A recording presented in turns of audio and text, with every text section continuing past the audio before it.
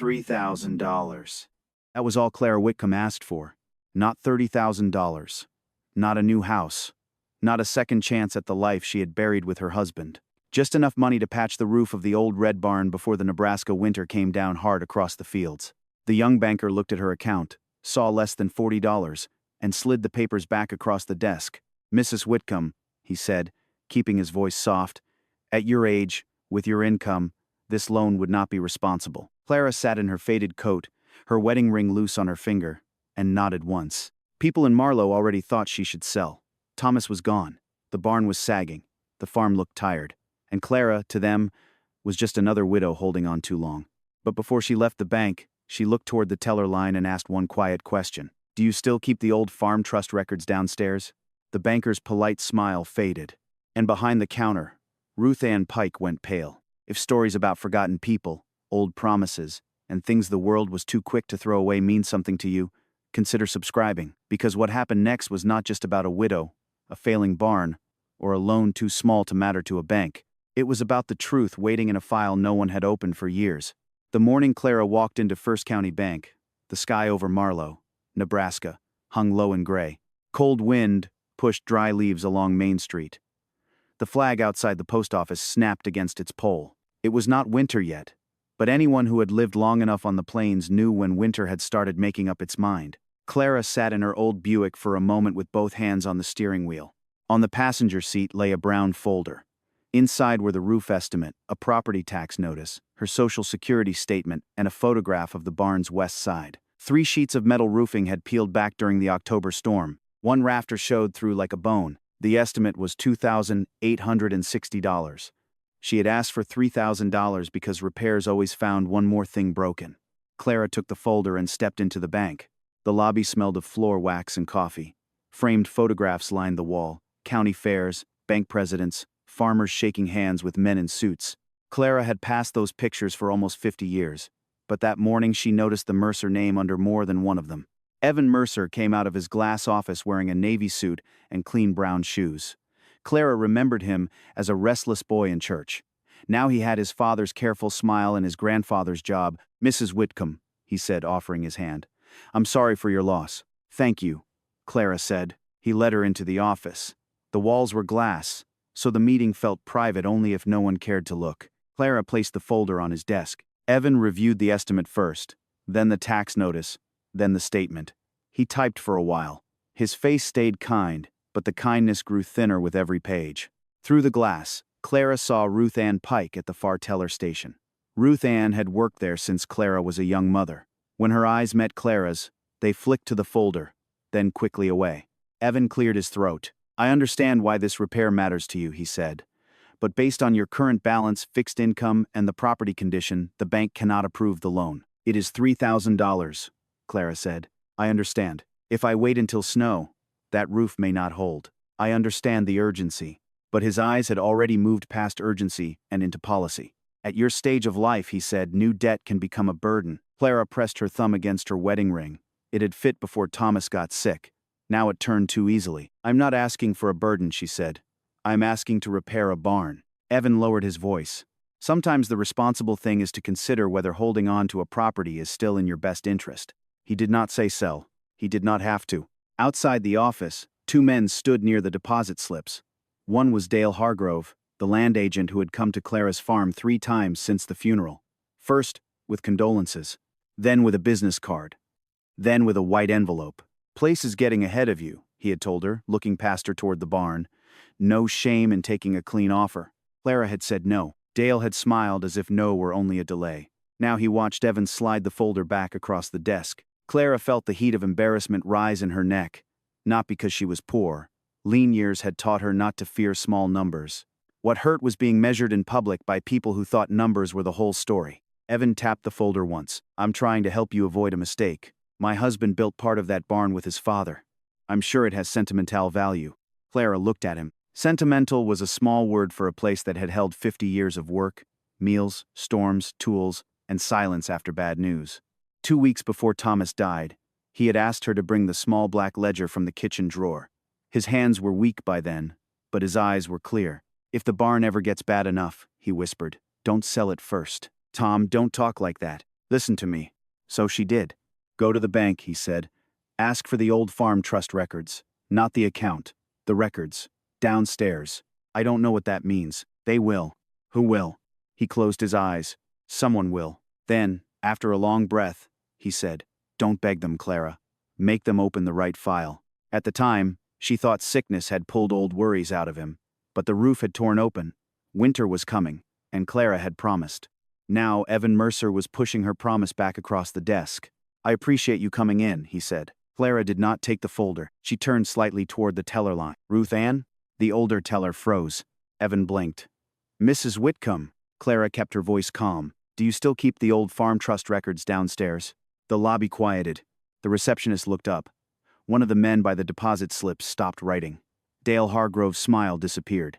Evan gave a short, uncertain laugh. What records? Whitcomb Agricultural Trust, Clara said. My husband told me to ask for it by name. Evan typed the words into his computer. Nothing useful appeared. I'm not seeing an active account under that name. I didn't say account, Clara said. Evan stopped typing. I said records.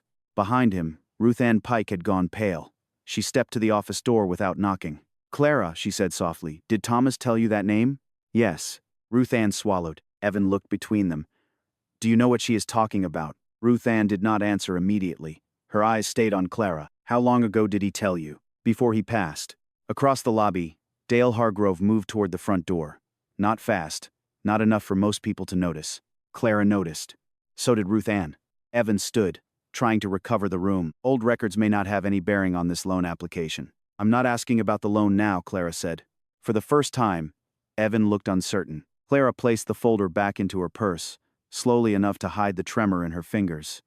Then she sat again and rested both hands over her wedding ring. I'm asking you to open the right file. Ruth Ann turned to Evan. There may be boxes in basement storage, she said. Pre-digital trust documents.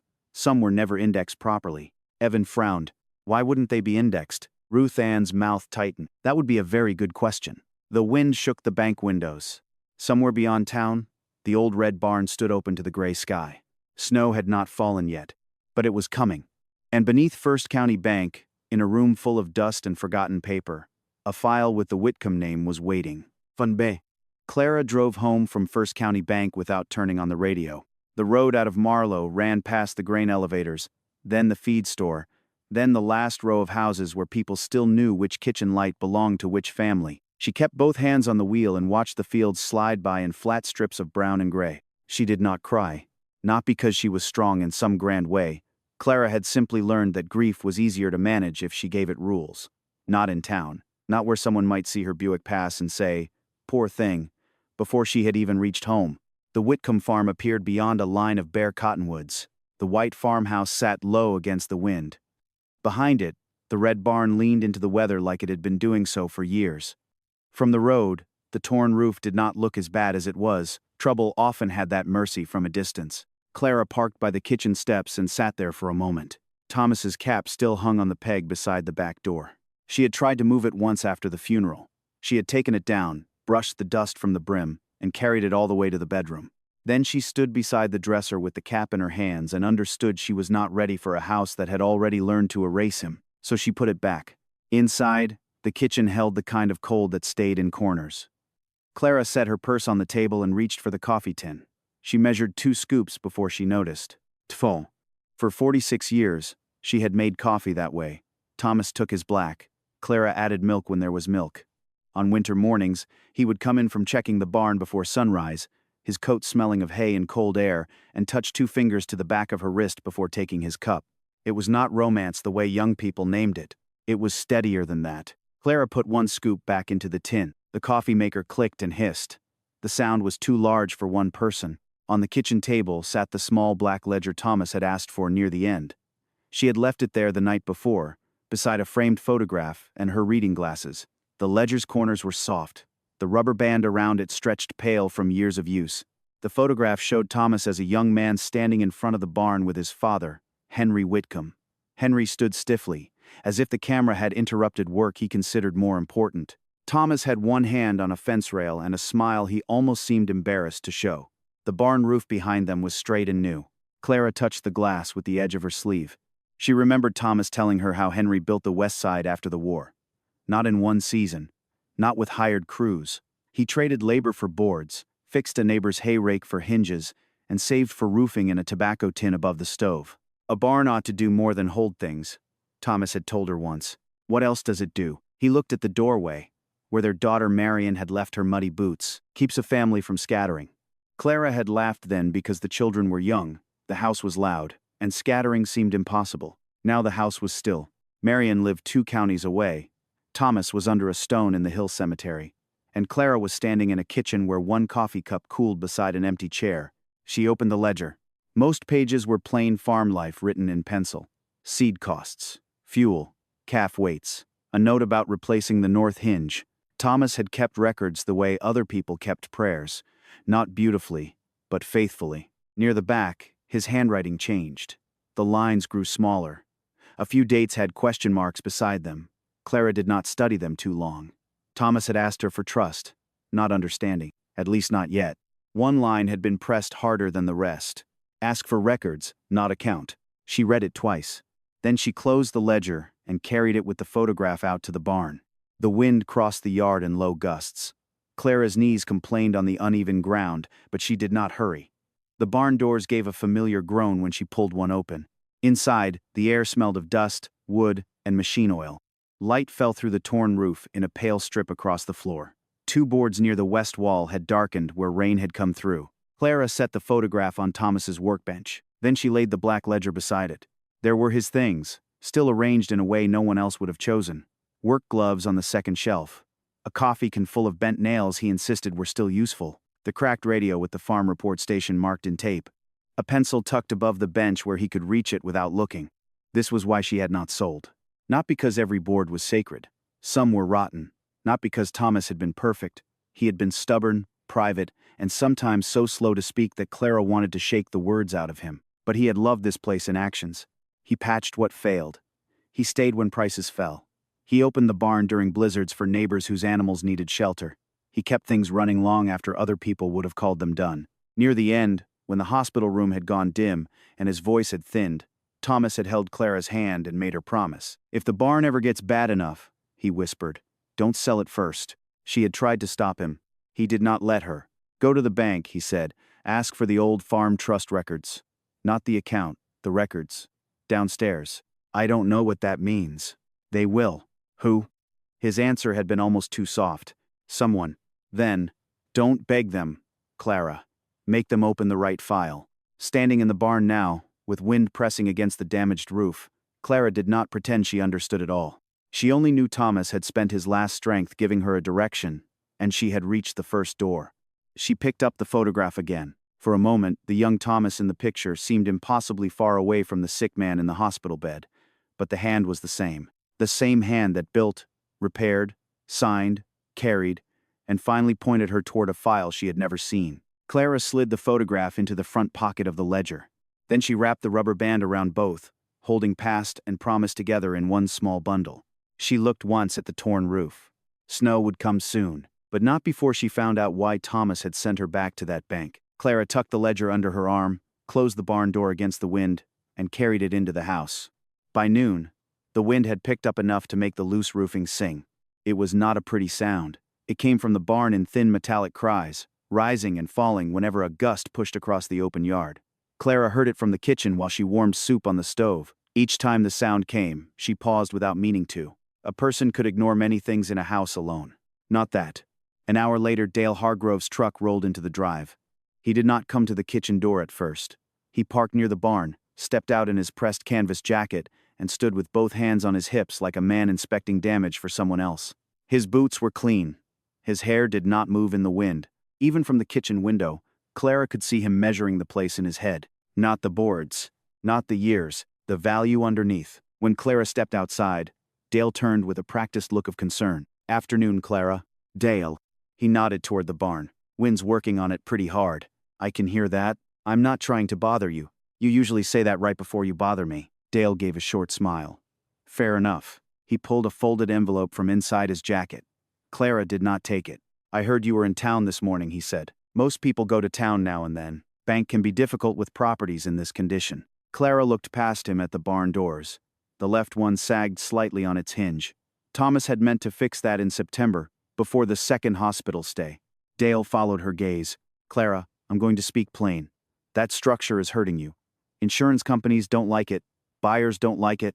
Banks definitely don't like it. Every month you wait, this place becomes harder to protect. His voice was not cruel. That was the danger of it. Dale could make pressure sound like help. I made you a fair offer, he said. Cash. Clean closing. You could keep the house for a while if you wanted. No rush. No rush, Clara repeated. Not from me. But the envelope stayed in his hand. Beyond the barn, the fields stretched toward the old grain road.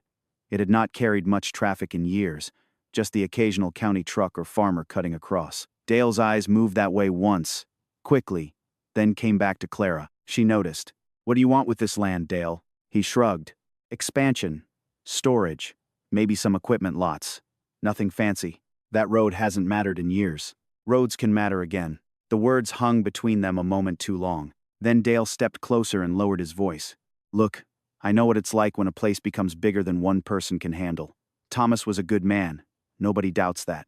But good men leave messes too. Clara felt the sting, but she did not give it to him. She only said, You can keep the envelope. Dale's smile tightened. He looked at the barn again, and for the first time his concern slipped.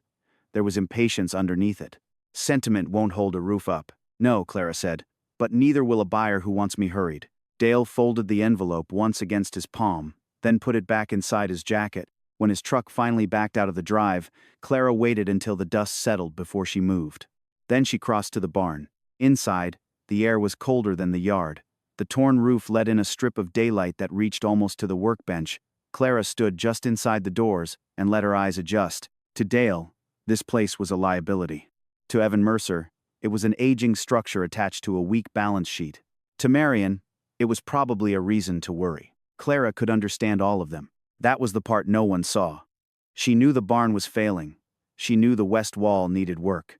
She knew the roof could not be patched with memories. She was not blind to rot just because she loved what stood around it. But when she looked at the barn, she did not see a burden first. She saw where Thomas had taught Marion to back a wagon by placing 2 feed sacks like markers and telling her, slow is straight. She saw Henry Whitcomb's hammer hanging from a nail near the beam, its handle darkened by hands that were gone before Clara became a grandmother. She saw the corner where neighbors had once stacked donated hay after the flood year. No ledger, no contract, just trucks arriving one after another before dusk. Places remembered differently than people. People polished stories. Places kept marks. Clara walked to Thomas's workbench and set the black ledger down. The photograph of Thomas and Henry was still tucked inside the front cover where she had placed it. She opened it once, looked at their faces, then closed it again. Above the bench, a narrow shelf held coffee cans, a cracked level, a tin of screws, and Thomas's old carpenter pencil. Clara touched the pencil but did not move it. On the wall behind the bench, Thomas had drawn measurements over the years. Some were for boards, some for gates, some Clara never understood. Near the lower edge of the wall, almost hidden by a hanging coil of twine, she noticed a line of faded pencil marks she had not paid attention to before. Not words, numbers. They were written in Thomas's tight hand. 12 feet, west seam. False brace, H.W. mark behind drawer. Clara stared at the last line. H.W. Henry Whitcomb. The drawer under the workbench had always stuck in damp weather. Thomas used to bump it with his hip and mutter that he ought to plane it down. Clara pulled it now. It moved 2 inches, then caught. She stopped. This was not the time to start tearing into things. Her knees ached from standing. The light was fading. And if Thomas had meant for her to find something here, he had also meant for her to move carefully. Still, she crouched enough to look beneath the drawer. At first, she saw only dust and a rusted nail. Then, near the back corner, she noticed a small strip of metal darker than the wood around it. Not a hinge. Not part of the drawer slide. It was flat, narrow, and tucked too neatly to be random. Clara reached toward it, then drew her hand back. The barn gave another low groan as wind pressed against the roof. She stood slowly, one hand on the edge of the bench until her balance settled.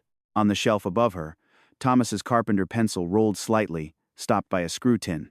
Clara looked from the pencil marks to the stubborn drawer, then to the ledger. She did not open the drawer further. Not yet. Instead, she took the photograph from the ledger and held it beside the workbench wall. Young Thomas, Henry Whitcomb. The new barn roof behind them, Henry's hand, in the photograph, rested on the very bench Clara stood before now. The loose roofing cried again in the wind. Clara slipped the photograph back into the ledger and closed it. Then she placed her palm flat against the drawer front, as if greeting something that had waited a long time without making a sound. Clara waited until the next morning before touching the workbench drawer again. She did not trust herself the night before. The wind had kept her awake, and when a person was tired, small things broke easier. Wood split, screws stripped, hands slipped. Thomas used to say patience saved more repairs than money ever did. So after breakfast, Clara carried the black ledger out to the barn, tucked under one arm, and Thomas's toolbox in her other hand. The cold had settled low inside the building. Her breath showed faintly when she opened the left door. The workbench stood against the west wall. The drawer looked ordinary in daylight. Scratched front, iron pull. A dark stain near one corner where oil had soaked into the grain years ago. But now Clara could not look at it as ordinary. Not after the pencil marks Thomas had left behind. HW mark behind drawer. She opened the ledger to a blank page and set it on the bench. Then she picked up a small flathead screwdriver. The drawer came out 2 inches. Then it stopped. Clara worked slowly along the side, slipping the screwdriver into the gap. Dust fell. A thin curl of wood shaved loose and landed on her sleeve. She paused, pulled back, and tried the other side. Nothing. She crouched lower, feeling the ache rise in her knees.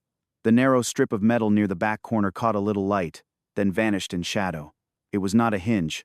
It was too flat, too deliberate. Clara reached farther. The drawer knocked against something hidden behind it. She tried once more, gently. The wood groaned. She stopped. For a few seconds, anger pressed hot behind her ribs. Not loud anger. Not the kind that threw tools. The kind that came when every door in life seemed to open only 2 inches before catching on something she could not see. She set the screwdriver down. "You could have made this easier, Tom," she said. The barn gave a low creak in the wind. Clara did not force the drawer. If Thomas had left something there, she would not be the one to ruin it with impatience. Instead, she copied every mark from the wall into the ledger. 12 feet. West seam. False brace? HW mark behind drawer. Then she measured from the workbench to the west wall. The old tape snapped back too fast and pinched her thumb. Clara winced, pressed the thumb against her apron, and wrote the number down anyway. The drawer stayed shut. The metal strip stayed hidden. And outside, the roof shifted again with a thin scrape of tin. By late morning, the kitchen phone rang. Clara knew it would be Marion before she picked up. Mothers often knew things before the first word. "Mom," Marion said, "Dale Hargrove called me." Clara looked through the window toward the barn. "Did he?" "He said he's worried about the property. I'm sure he used that word. He said the roof is unstable. He said the bank may not approve anything. He said if you wait too long, you could lose options." Clara closed the ledger but kept one finger inside to hold her place. Dale has always been fond of options that benefit Dale. "Mom, this isn't funny. I wasn't joking." Marion's voice softened, and that was worse than anger. "I'm scared you're doing too much alone." Clara leaned against the counter. She could see Thomas's cap on the peg by the door. "I'm being careful. You were in the barn this morning, weren't you?" Clara did not answer quickly enough. "Mom, I needed to check something." "What?" "Some of your father's notes." Marion sighed. "Dad kept notes about everything. That doesn't mean every pencil mark is a message." Clara looked down at the ledger. Maybe Marion was right to worry. Maybe grief could make a person hear instructions where there were only chores left unfinished. But Thomas had been clear about one thing. Records, not a count. "I need a little time," Clara said. "For what?" "To understand what he was trying to tell me." A pause came over the line. Then Marion said, "Or maybe you're trying to keep him here." The words landed softly, but they still hurt. Clara looked at the empty chair by the table. "Maybe part of me is," she said. Marion did not speak. "But that isn't all this is. Let me come this weekend." "Not yet." "Mom, I'm not trying to take anything from you." "I know." "Then don't shut me out." Clara touched the closed ledger with one hand. "I'm trying not to hand you a mess before I know what kind of mess it is." The conversation ended without anger, but not with peace. Clara was still standing by the phone when a truck turned into the drive. This time, Dale Hargrove did not bring an envelope. He brought a clipboard. That made Clara uneasy. She met him on the porch and did not invite him in. "Clara," Dale said, "I'm going to be direct." That would be new. His smile held for only a second. "I spoke with Marion because somebody needed to. That barn is becoming a liability. If the county gets involved after a collapse, this could turn into inspections, insurance trouble, even a safety order." Clara kept one hand on the porch rail. The barn has not collapsed. Not yet. There it was again. The clock. Dale glanced toward the barn, then back at her. I can increase the offer a little. Enough to make this clean. You sign. I handle the structure, cleanup, closing, all of it. No bank headache. No old paperwork. No risk of somebody deciding that property is unsafe before you're ready. Clara watched his face. No old paperwork, she repeated. Dale tapped the clipboard against his leg. Small towns talk. I didn't tell you what I asked for at the bank. His expression changed. Only a flicker. Then the concern came back. You asked enough to stir people up. Did I? Clara, I'm trying to keep this from getting ugly. It already feels ugly. Dale looked past her again, toward the west side of the barn, where the roofline dipped slightly. The weather service says snow could come early next week. If that roof goes before you make a decision, the decision may get made for you. He said it gently. That was what made it land. Not as a threat exactly. As a warning wrapped in concern. Clara felt the weight of her age then. In her knees from kneeling. In her thumb where the tape measure had snapped. In the tiredness she had carried since Thomas died. For one brief moment, she wanted him to step out of the barn, wipe his hands on a rag, and send Dale back to town. But Thomas did not come. So Clara stood there herself. I'm not signing today, she said. Dale's jaw tightened. Think carefully. I am. He walked back to his truck, then stopped beside the driver's door. That barn is going to make this decision for you if you wait too long. After he drove away, Clara remained on the porch until the dust settled. Then she opened the ledger again. The drawer had not opened. The bank had explained nothing. Marion was afraid. Dale was pressing harder. It was not a victory, but Clara looked at the copied pencil marks, then at the road where Dale's truck had disappeared. He had said old paperwork before she ever said those words to him. Clara underlined that in the ledger once. Then she closed it. The next morning, Clara did not try to force the drawer. She brought a lamp from the kitchen instead. It was an old clamp lamp Thomas had used for engine work, the cord patched once with black tape. Clara plugged it into the outlet near the barn door and angled the light beneath the workbench. The narrow strip of metal showed again, dull and flat against the shadow behind the drawer. This time she did not reach for the hammer. She opened the ledger to the measurements she had copied and looked at them beside the wall. 12 feet. West seam. False brace. HW mark behind drawer. The words did not solve anything, but they gave her a way to move. Clara measured 12 feet from the west seam, marked the board with Thomas's carpenter pencil, then lowered herself carefully to inspect the brace under the bench. One piece of wood looked different from the others. Same color. Almost. Same dust. But the nail heads did not match. Newer. Not new. Just newer than Henry Whitcomb's work should have been. Clara was still studying it when Marion's car pulled into the yard. Her daughter came into the barn without waiting to be invited. She wore office clothes under a barn coat and had her hair tied back in a way Clara recognized from hard days. I know you said not yet, Marion said. Clara looked up from the bench. I did. I came anyway. For a moment, neither of them moved. Then Marion saw the lamp, the open ledger, the tools laid out on the floor, and the way Clara was holding one knee before standing. Her face changed from frustration to fear. Mom, you cannot be crawling around out here alone. I was not crawling. You were close enough. Clara almost smiled, but Marion's eyes were wet, and that stopped her. I'm not here to fight, Marion said. Show me what you found. Clara hesitated. Then she pointed to the marks on the wall. Marion read them once, then again. Dad wrote this? Yes. When? I don't know. Marion crouched near the workbench, more easily than Clara could. She ran a finger along the false brace, then touched the nail heads. These don't match. No. Marion looked back at her mother. For the first time since Dale called her, she did not look certain of what Clara should do. Together, they worked the brace loose. Not quickly. Not cleanly. The first screw stripped, and Marion had to find a smaller bit in Thomas's toolbox. The wood complained when it shifted. Dust fell in a soft sheet. Clara held the lamp, while Marion eased the brace away from the underside of the bench. Behind it was not a box. Not money. Not a deed. Only a narrow gap between the bench frame and the wall, just wide enough for a hand. Marion reached in and pulled out a flat metal sleeve wrapped in oilcloth. It was no larger than an envelope. For a second, both women simply looked at it. Clara set the lamp on the bench. Marion laid the sleeve down and unfolded the oilcloth. Inside was a thin packet of papers, protected from mice and damp by the metal casing. The top sheet was a carbon receipt. The ink had faded, but the bank stamp was still visible. First County Bank Records Transfer. Below it, in typed letters, was the name, Whitcomb Agricultural Trust. Marion stopped breathing for half a second. Clara did not speak. Under the receipt was a small index card with a file number written in blue ink. Watt. 48. Storage easement, basement archive. At the bottom, in Thomas's handwriting, were 4 words. They moved it twice. Marion sat back on her heels. What does that mean? Clara looked at the card. The file number felt too small for the weight it carried. I don't know. But that was not entirely true. She did not know what it meant. She knew what it changed. Thomas had not invented the name in a hospital bed. He had not confused an old account with an old worry. He had written down a file number. He had hidden a bank receipt inside his own workbench. He had marked the walls so someone, someday, could find it without tearing the barn apart. Marion picked up the carbon receipt again. Why would Dad hide this? Clara looked toward the torn roof. Cold daylight cut across the barn floor, maybe because asking for it wasn't enough. The words came out before she had time to soften them. Marion folded the receipt back into the oilcloth with unusual care. She had arrived ready to protect her mother from a mistake. Now her hands moved as if the mistake might belong to someone else. Outside, a truck slowed on the road. Both women heard it. Through the gap in the barn door, Clara saw Dale Hargrove's pickup roll past the drive, slow enough that the tires crunched over gravel near the shoulder.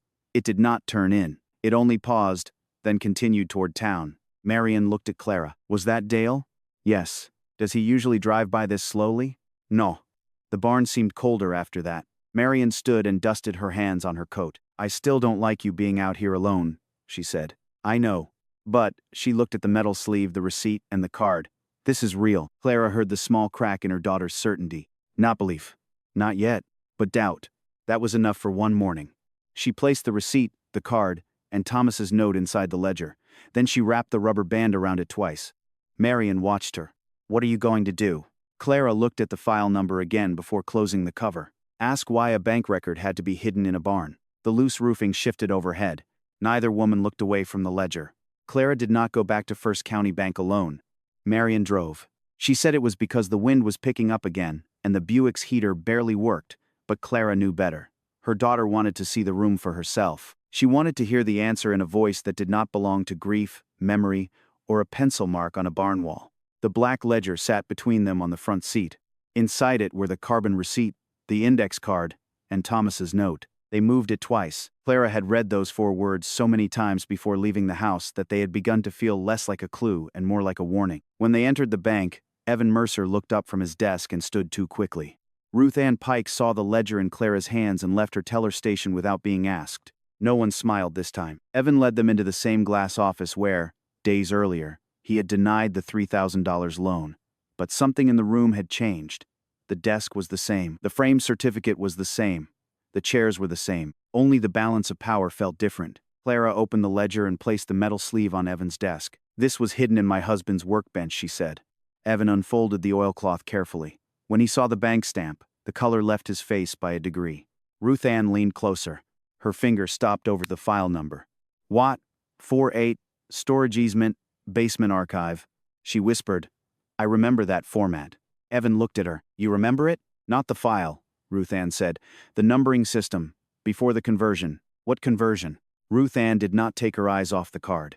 When paper trust records were moved to microfilm, then later to digital indexing. Some never made it cleanly.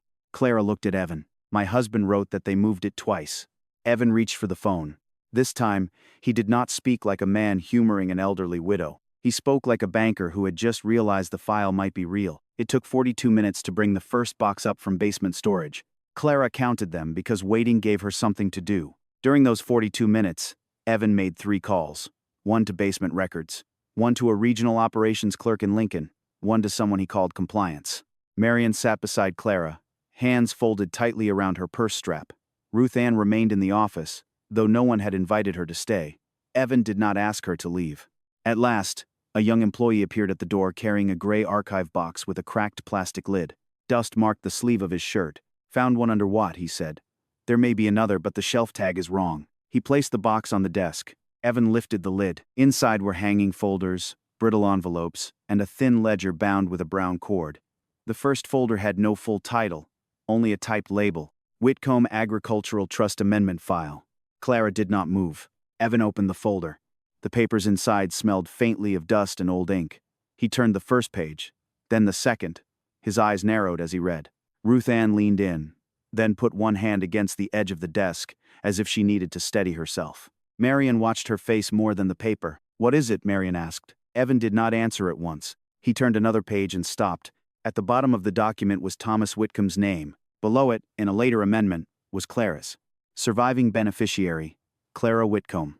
Marion's grip loosened on her purse strap. Clara looked at the words without touching them.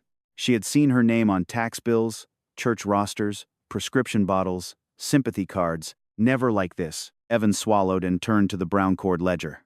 The first pages were ordinary trust entries from years ago. Land references, storage language, easement notes. Then Ruth Ann pointed to a column on the right.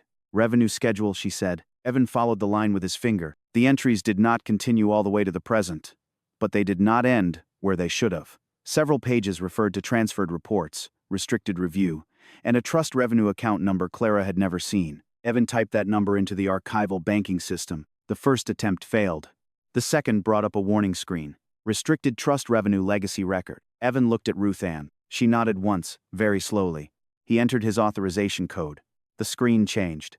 Not into a full balance, not into a clean statement. Nothing that simple. But there it was. Whitcomb Agricultural Trust active review required. Under that, smaller, storage easement revenue holding. And beneath it, beneficiary. Notice, undeliverable, redirected archive. No one spoke. Clara read the words once, then again. Marion stood from her chair, slowly. Active? She said. Evan's jaw tightened. It appears the record was never properly closed. That means what? Marion asked. It means, Ruth Ann said, her voice low, this was not just an old family story. Evan clicked into another screen. A list of scanned notices appeared, each marked by year. Some were incomplete. Some were unreadable. Some showed mailing codes instead of addresses. One page opened clearly enough. The notice was addressed not to Clara, not to Thomas, to an archive routing number inside the bank's own system. Evan went still. Ruth Ann covered her mouth. Clara looked from the screen to Evan. For how long? She asked. Evan did not answer immediately. He scrolled. The years moved backward, then forward, then stopped on a more recent entry than anyone in the room wanted to see. I don't know yet, he said. That was the first honest answer he had given her. The regional compliance officer arrived by video call 20 minutes later. His name was Mr. Ellery, and he wore reading glasses low on his nose. Evan turned the screen so he could see the documents, the carbon receipt, and the archival record. Mr. Ellery asked for the file number twice. Then he asked who had brought it in. Clara raised her hand slightly from her lap. I did. Mr. Ellery looked at her through the screen with a different kind of caution than Evan had shown the first day. Mrs. Whitcomb, until we verify these records, I need to advise everyone in that room not to remove original documents from the branch. I wasn't planning to steal my own name, Clara said. Marion looked down, hiding the smallest breath of a laugh. Evan did not laugh. He was staring at one of the scanned pages. At the bottom was an approval signature from decades ago. The last name was Mercer, not Evans, but close enough to change the air in the office. Ruth Ann saw it too. Evan, she said softly. He closed the page too quickly, then opened it again because closing it had looked worse. Clara noticed the movement. So did Marion. Mr. Ellery's voice came from the speaker. This will require formal review. No conclusions today. No outside discussion until we understand the liability. Liability. There was that word again. Clara looked at the screen, then at the box, then at the loan folder still sitting in the corner of Evan's desk from her first visit. $3,000 had brought her here, but whatever sat in that archive box was larger than a roof. Evan turned toward her. Mrs. Whitcomb, he said, and this time he did not sound polished at all. I owe you an apology for how I handled your request. Clara held up one hand. Not yet. He stopped. I don't need an apology before the truth, she said. I need the truth first. Ruth Ann's eyes lowered. Marion reached over and touched the edge of the ledger, not taking it, just touching it as if she finally understood why Clara had carried it in. Outside the glass office, the bank lobby moved in its ordinary way. Deposits, receipts, pens scratching against slips, people coming in from the cold and leaving again. Inside the office, nothing felt ordinary. Evan printed the restricted record summary and placed it on the desk. He did not slide it toward Clara. Not yet. He looked at Mr. Ellery on the screen, waiting for permission. That small hesitation told Clara almost as much as the document. The bank had found something, and now the bank was afraid of what it had found. Clara looked at the line again. Storage easement revenue holding.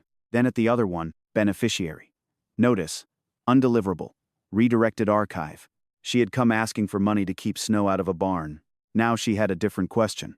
If the trust had been active, if her name had been there, if the notices had not come to her or Thomas, then where had they gone? And who had wanted them there? The next morning, the bank sent a letter by courier, not mail. Courrier. That was what made Marion set her coffee down before Clara even opened the envelope. The letter was printed on First County Bank stationery, but it did not sound like Evan Mercer. It sounded like a room full of people who had chosen every word to protect themselves. Until formal review was complete, all documents related to Whitcomb Agricultural Trust were to remain under bank custody. No copies were to be distributed. No public claims were to be made regarding asset value, beneficiary status, revenue history, or institutional responsibility. At the bottom, under a clean digital signature, was one line Clara read twice. Failure to preserve confidentiality may complicate resolution of any beneficiary matter. Marion stood at the kitchen counter with her arms folded. That sounds like a warning. It is written like one. Clara placed the letter beside Thomas's ledger. The old black cover looked small next to the bank's polished paper. The phone rang before either woman spoke again. Marion answered it, listened for 3 seconds, and handed it to Clara. "It's Evan." Clara took the receiver. Evan's voice was low. "Mrs. Whitcomb, I need you to know I didn't draft that letter. But you sent it. The bank sent it. That sounds like something a bank would say." "A pause. Regional compliance is taking over," he said. "They're concerned about liability, chain of custody, and missing notice history." "Missing from whom?" "I can't discuss that yet." "Then why call?" His breath shifted on the line. "Because Dale Hargrove requested a title inquiry on your property this morning." Clara looked toward the window. Across the yard, the barn roof sat under a hard gray sky. "What kind of inquiry?" "One connected to development access along the old grain road." Marion turned sharply. Evan lowered his voice further. "I thought you should know before he came to you with it." By noon, the second pressure arrived. This one came in a county truck. A man named Carl Benson stepped out with a clipboard and a bright orange notice folded under one arm. Clara knew him by sight. Everyone knew everyone by sight in Marlow, even if they had never shared more than a nod at the grocery store. He did not look happy to be there. "Mrs. Whitcomb," he said, taking off his cap. "I'm with County Building and Safety." "I know who you are, Carl." His face tightened at the use of his first name, but not unkindly. "I received a request for exterior hazard review." "From who?" "I'm not permitted to say on an open complaint." Marion came down the porch steps. "Is this about the barn?" Carl looked past them to the roof. "I'm required to inspect visible structural risk from public or adjacent access points. I'm not entering without permission." "That is thoughtful," Clara said. He winced a little. "I'm not here to make trouble. Trouble seems to have found its own way." Carl walked the yard, took 2 photographs from a distance, and made notes. The whole inspection lasted less than 12 minutes. That was somehow worse. A life could be complicated by a man who did not even need to stay for lunch. When he returned to the porch, the orange notice was in his hand. "This is not a demolition order," he said quickly. "It's a preliminary hazard notice. You have 10 days to provide a repair plan or secure the structure." 10 days? Marion said. "With the weather coming, that's the window they gave me." Clara looked at the barn. The torn roofing lifted slightly in the wind and settled again. Carl lowered his voice. "Clara, off the record, get someone to look at that west section. If the roof drops before you file a plan, the county can restrict access." "Restrict access to my own barn? To an unsafe structure?" Marion took the notice from him. Carl hesitated before leaving. "I'm sorry," he said. "I know Thomas kept that place standing a long time." That small kindness nearly undid Clara more than the notice. After the county truck left, Marion read the orange paper twice. "Dale did this. We don't know that." "Mom." Clara did not argue. A car slowed on the road. Then another. By late afternoon, Clara saw Mrs. Bell from the next farm drive past, looking too long toward the barn. News had begun to move. It always did. At 4, Ruth Ann Pike arrived without calling. She carried a casserole dish in one hand and a manila envelope in the other. The casserole was covered in foil. The envelope she held close to her coat. "I shouldn't be here," she said when Clara opened the door. "That seems to be going around." Ruth Ann stepped inside. Marion took the dish from her and set it on the counter. Ruth Ann looked older than she had at the bank. Not by years. By weight. "I can't give you bank documents," she said. "I won't. I still have rules." Clara waited. "But I found something in my own things." She opened the manila envelope and removed a photocopy of a photocopy, faded at the edges. The page showed part of a handwritten log, not the trust itself. Dates, initials, box transfers. Ruth Ann pointed to one line. I copied this years ago because the box number changed twice in the same week. It bothered me. Clara leaned closer. There was the file code. Wat 48. Beside it. Moved from Trust Archive to Operations Reserve Review. No amount, no explanation, no full truth. Only a doorway. Marion read the line aloud once, then stopped. What is Operations Reserve Review? Ruth Ann shook her head. I don't know enough to say. But it was not where family trust records usually went. Clara looked at the page. Thomas had written. They moved it twice. Ruth Ann's copy showed one of those moves. The kitchen seemed to shrink around the three women. Ruth Ann folded her hands together. There's more, Clara. Or there was. A second ledger. Brown cover. It listed disbursements tied to storage revenue. I saw it once when I was new. I remember because Henry Whitcomb's name was on the first page. Where is it now? Ruth Ann's eyes lowered. That is what worries me. Before Clara could answer, Marion's phone buzzed. She glanced at the screen and went pale with anger. It's Dale, she said. The message was short enough that she read it aloud. Offer revised. Safety notice changes timeline. Call before this becomes expensive for everyone. No threat. Not exactly. Just pressure. Dressed in business language. Clara took the Orange County notice from the table and placed it beside Ruth Ann's faded copy. Then she set Thomas's ledger next to both. 3 papers. 3 different kinds of warning. The bank wanted silence. The county wanted a plan. Dale wanted speed. And somewhere between them, a brown ledger with Henry Whitcomb's name had either been misplaced, buried, or taken far enough from the truth that no one wanted Clara asking for it. She walked to the kitchen window. The barn stood against the late light. Its west roofline dipped like a tired shoulder. For the first time, Clara felt not just fear that the barn might fall. She felt fear that if it did, someone would say the matter was settled. Unsafe structure, expired records, confused widow, clean offer, case closed. Behind her, Ruth Ann spoke softly. If that second ledger still exists, it may not stay where it is for long. Clara turned from the window.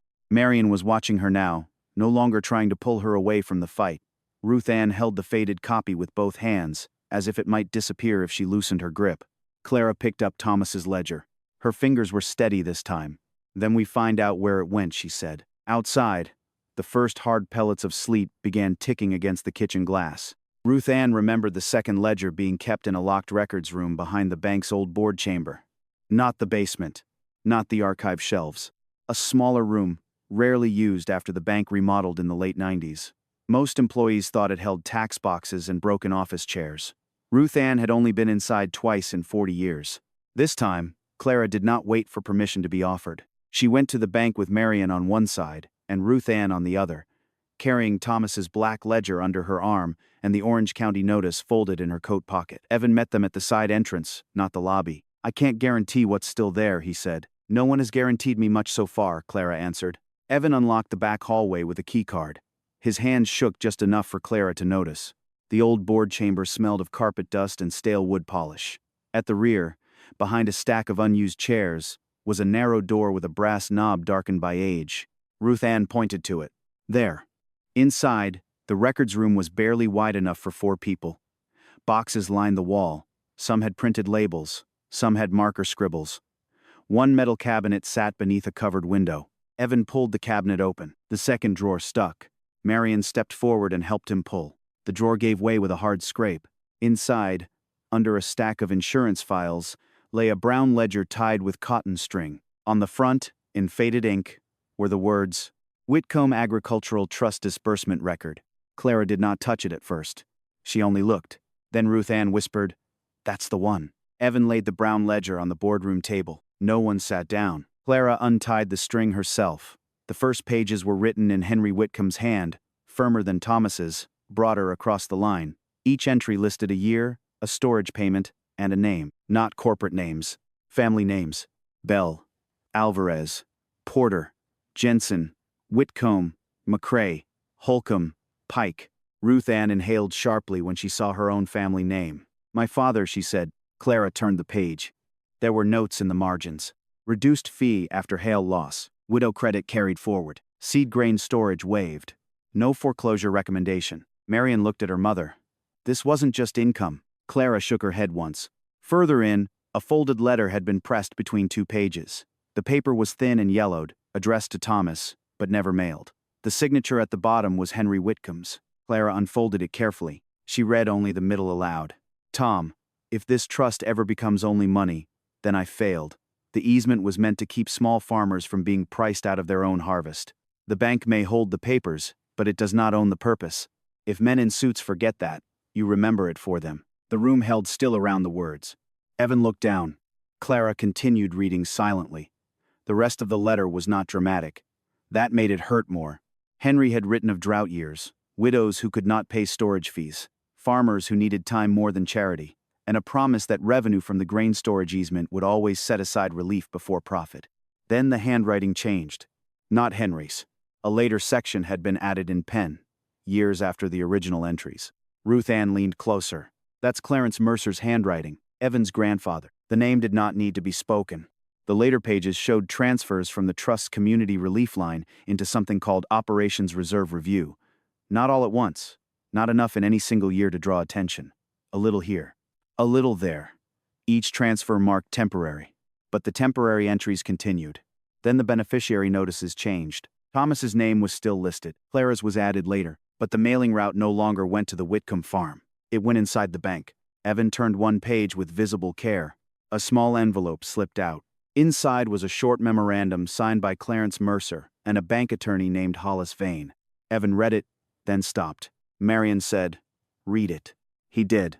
Due to beneficiary non-response and administrative uncertainty, trust revenue will be retained in operational reserve pending future clarification. Ruth Ann's voice hardened. Non-response? They were sending notices to themselves. Evan shut his eyes briefly. The truth did not arrive like thunder. It arrived like a door unlatching. Henry Whitcomb had created the trust to protect storage rights and help farm families survive bad years. After he died, Clarence Mercer and Hollis Vane began holding the revenue inside the bank, first under the excuse of administrative review, then through habit, then because undoing it would expose too much. The money had not simply vanished into one pocket. Some had supported bank operations. Some had covered bad farm loans.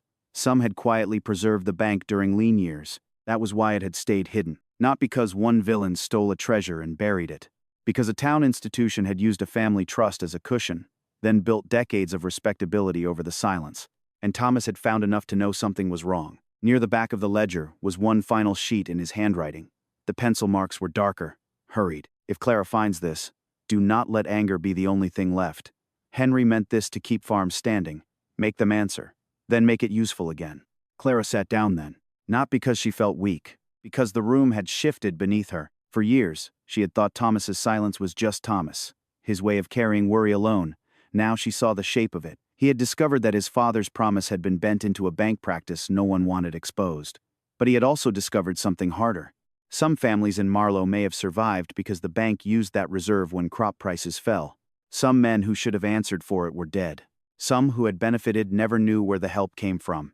And some, like Clara and Thomas, had been denied what was theirs while being told to be grateful for less. Marion sat beside her mother. They used him, she said. They used Henry first, Clara answered. Ruth Ann wiped under one eye with the heel of her hand, angry at herself for doing it. My father kept our farm in '82, she said. He never told us how. He said the bank gave him time. No one answered. That was the moral wound in the room. The trust had been abused, but its stolen purpose had still touched people. Evan stood apart from them, one hand on the back of a chair. He looked younger than he had the first day Clara came in. Not innocent, just shaken by the size of a name he had inherited. My family signed this, he said. Clara looked at him. Yes. I didn't know. I believe you. The word surprised him. Then Clara added, but not knowing won't fix it. On the table lay the brown ledger, Henry's letter, Thomas's final note, the bank memo, and the disbursement pages filled with names from the county. Clara looked at them as one thing now, not proof of wealth. Proof of a promise bent out of shape. She could take it to a lawyer and demand everything. She could make the Mercer name collapse under its own plaques. She could let anger do what grief had not. Part of her wanted to. She thought of Evan sliding the loan folder back across the desk. Dale's envelope. The orange notice. The roof opening to winter while a bank held papers it should have honored. But then she saw Thomas's line again. Make them answer. Then make it useful again. Clara stood and closed Henry's letter carefully. I want copies of every page, she said. Evan started to speak, then stopped. Certified copies, Clara said. Today, I want an independent attorney. I want the review outside this branch, and I want no one touching that ledger without Marion or me present." Evan nodded. Marion's eyes stayed on her mother. And after that? Clara looked at the list of family names. Widows, farmers, men and women who had needed time more than pity. "After that," she said, "we decide whether this truth becomes a weapon or a repair." Ruth Ann looked at her. "And the bank?" Clara placed Thomas's black ledger beside the brown one. "The bank gets one chance to help put Henry's promise back where it belonged." Outside the covered window, sleet clicked against the glass. Inside, the secret was no longer hidden. But what it would cost, and who would be brave enough to pay it, had only just become clear. Evan Mercer came to the Whitcomb farm the next afternoon without a suit jacket. That was the first thing Clara noticed. He wore a plain coat, dark trousers, and shoes that were already gathering mud by the time he reached the porch. In one hand he carried a document folder. In the other, he carried nothing. No flowers. No gift. No polished gesture meant to soften what could not be softened. Marion was in the kitchen when he knocked. Clara opened the door herself. Evan looked past her once, toward the barn, then back at her. "Mrs. Whitcomb," he said, "I need to say something before I ask anything." Clara did not invite him in yet, so he stood on the porch in the cold. "I treated you like a problem on paper," he said. "A balance, an age, a risk category. I denied a small loan without understanding what my bank had already taken from your family. I can say I didn't know, and that's true, but it isn't enough." Clara watched him carefully. His voice did not sound rehearsed. That mattered. Evan opened the folder and took out 3 papers. "I signed a request this morning asking Regional Compliance to remove me from decision authority on the trust review because of the Mercer signature in the old records. I also requested an independent fiduciary audit, outside this branch, with certified copies sent to you and Marion." He placed the papers on the porch rail, not in her hands. "And I withdrew the confidentiality demand until your attorney reviews it." Marion stepped into the doorway behind Clara. Evan looked at them both. "I can't fix what my grandfather did by being sorry," he said, "but I can stop protecting the shape of it." Clara looked at the documents. Then she opened the door wider. "Come in out of the wind," she said. Inside the kitchen, Evan did not sit until Clara did. The 3 papers lay on the table beside Thomas's black ledger. For a moment, no one touched them. Then Marion read each one, slowly, with the caution of someone learning that paperwork could harm or heal depending on whose hands held it. "This starts the audit?" she asked. "It starts it outside First County Bank," Evan said, "and it preserves the brown ledger under joint custody. Your attorney, the independent fiduciary, and the bank will all have to sign access logs." Clara nodded once. "What about the county notice?" Evan shifted in his chair. "I can't control the county." "No," Clara said. "But Dale Hargrove seems to think everyone can be controlled if they're hurried enough." Evan looked down at the table. "I called Carl Benson this morning, not to pressure him, to give him the bank's confirmation that the barn is connected to an active trust review and potential protected records. He agreed to amend the notice. You still need a repair plan, but access won't be restricted while the structure is being secured." Marion exhaled for the first time in minutes. Clara touched the edge of Thomas's ledger. "And Dale?" Evan opened the last page in the folder. "His title inquiry has been flagged because of the easement dispute. He can still make offers. He cannot represent the property as clean for development until review is complete." It was not justice. Not yet. But it was the first piece of ground Clara had regained. That evening, word traveled through Marlow the way it always did. Through half sentences at the feed store, a question at the post office, a truck slowing near a fence line. By Saturday morning, 3 pickups had arrived at the Whitcomb farm. Not a crowd. Just enough to make Clara stand still by the kitchen window. Carl Benson came first, out of uniform, carrying 2 rolls of caution tape and a packet of temporary bracing guidelines. Mrs. Bell came with coffee in a thermos and a folded list of roofers who still answered their phones. Ruth Ann Pike arrived last, holding a cardboard box of copied county names from the disbursement ledger, not bank records, but public family names she had remembered and verified on her own time. Marion stood beside Clara. "You don't have to open the barn today," she said. Clara looked at the red doors. The west roof line still dipped. The boards still needed work. The trust review would take months, maybe longer. There would be lawyers, hard conversations, and people who preferred the past stay useful only when it was quiet. But the barn no longer felt like a thing waiting to be condemned. It felt like a place people were beginning to face. Clara took Thomas's cap from the peg by the door and carried it outside. She did not wear it.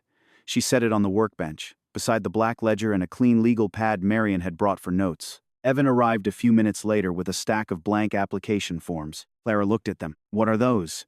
He swallowed. A draft. Nothing official yet. But if the trust is restored, it will need a process. Repair requests. Widow assistance.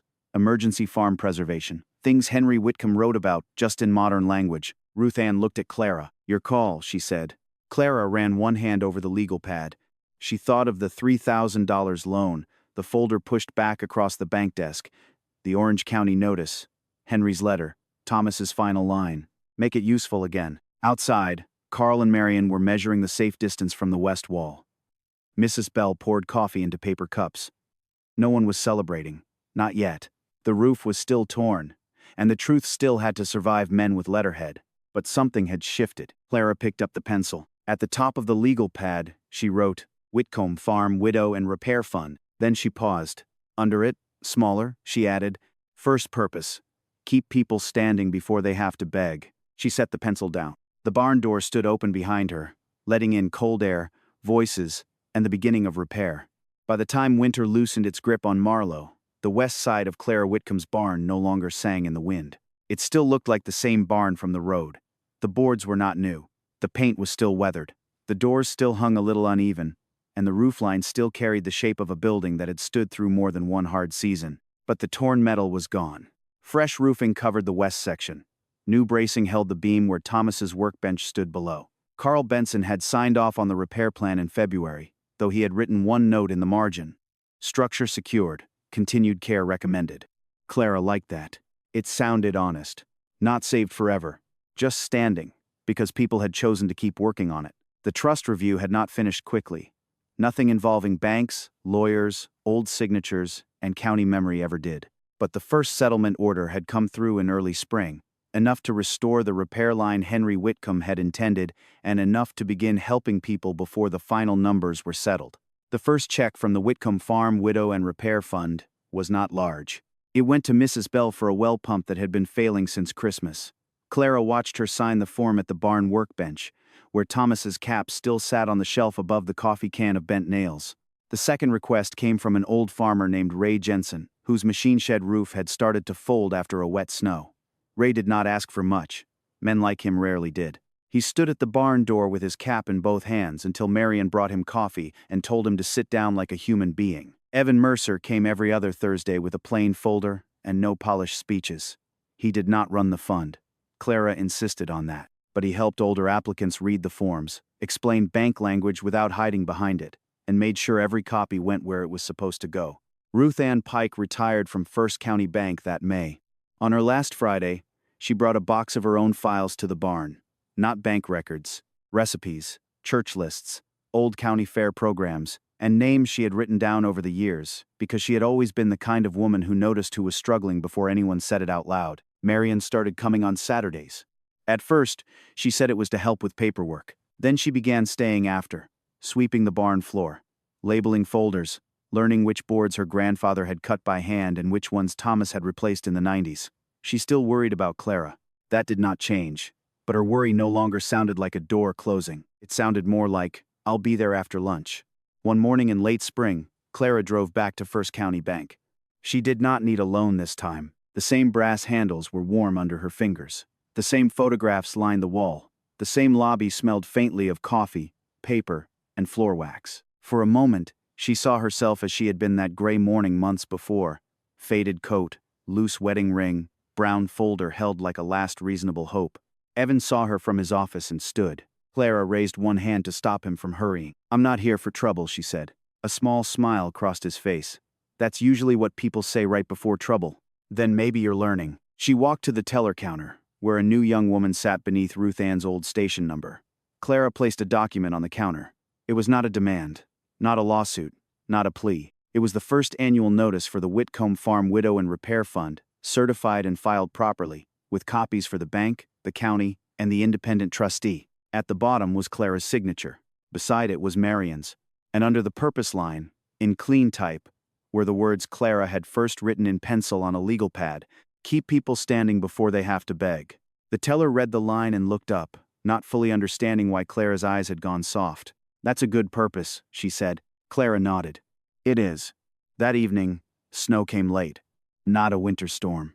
Just a strange spring snow, light enough to melt on the road but thick enough to whiten the grass around the barn. Clara stood inside with the doors open, watching flakes drift through the yard. The workbench had been cleared except for three things: Thomas's black ledger, Henry's photograph, and a small framed copy of the fund's first approved repair request. Clara ran her fingers over the edge of the ledger, then turned the loose wedding ring once on her finger. Some days she still reached for a second coffee cup. Some mornings the house was too quiet. Some grief did not leave just because justice had arrived late. But grief had changed shape. It no longer stood between her and the barn. It stood beside her. Marion's car headlights turned into the drive. A moment later, another truck followed. Ray Jensen had brought back the ladder he borrowed. Mrs. Bell had sent a pie.